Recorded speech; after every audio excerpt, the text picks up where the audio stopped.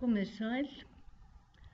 Það fara hér aðalega yfir fylgiskjal 110 og 111 en fyrst ætla ég aðeins að rifja upp hér þessa færslu hér númer 109.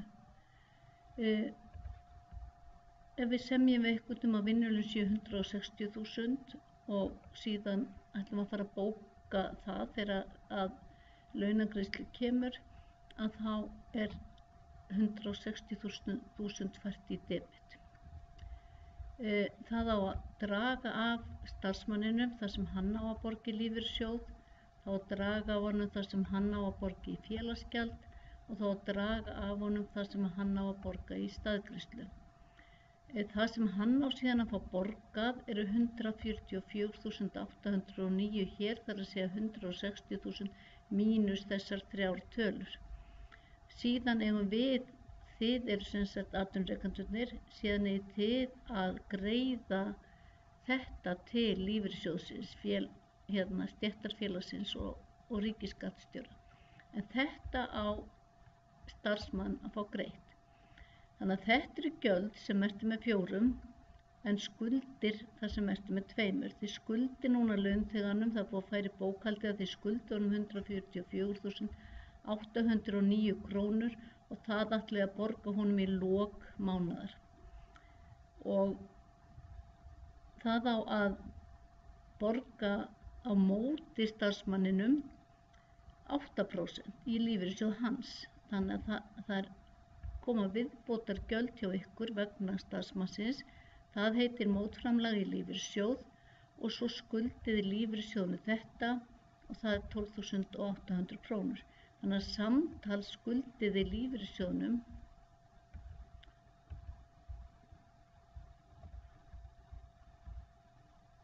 þetta tvennt hér, sjáðu. Þið skuldið lífeyrissjóðnum 6 og 4 og 12 og 8 vegna þessa ákveðna starfsmanns. Nú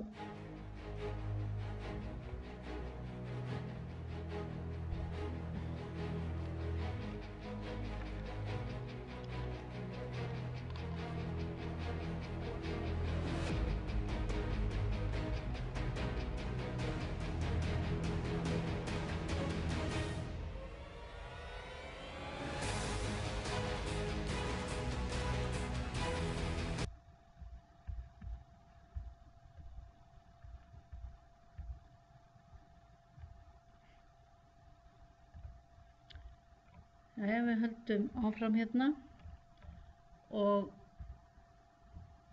þá eigum við næst að reikna tryggingagjald í 110 og það er talað að það þurfi að finna stofn til tryggingagjalds og það eru þessar 160.000 pluss þessar 12 og 8. Þannig að samtals er 172.800 stofn til tryggingagjalds og þetta helgast af því að í lögunum segir að það eigi að reikna tryggingagjald af vinnulaunum og öllum launatengdum gjöldum og hlunnindum. Þannig að hér er það bara mótframlagið í lífeyrissjóð. En ef að þetta væri til dæmis að fólk fengi afnot af, það var greiddur fyrir það sími eða bílapeningar eða eitthvað slíkt og þá myndi það líka vera að reikna hér með. Og svo er sagt að tryggingagjaldið sé 7,9% og það er jafnt og 0,079 þannig við margföldum með þeirri tölu til þess að fá út þetta hér. Það er að segja 12.943 og ég ætla bara að gera það hér 172.800 sinnum 0,079. Já, það var 749. Gleymdi hérna einu. 749, svona. Þannig að þið sjáu það að þannig fékk ég þetta út. Og muna það að hver skipti sem að tala um prósentur þá má alltaf deila með 100 í þessa tölu sem með prósentumerkinu og þá fáið út töluna sem á margfalda með ef þið eru ekki að nota prósentutakka. Og þá bókast þetta tryggingagjald og það kostnaður 4.